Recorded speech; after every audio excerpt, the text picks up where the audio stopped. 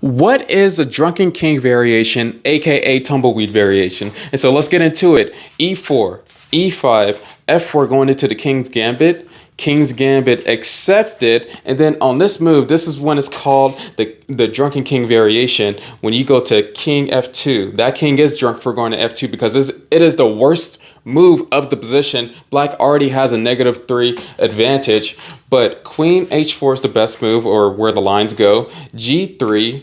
Pawn takes G3. You can't recapture back, but you go to king G2.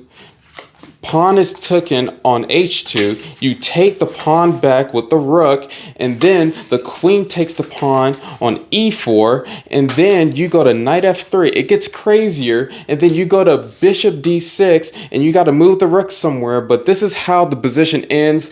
It's really bad. Don't try this at home at all. You basically get a whole lot of activity for sacrificing all your pawns on the king side.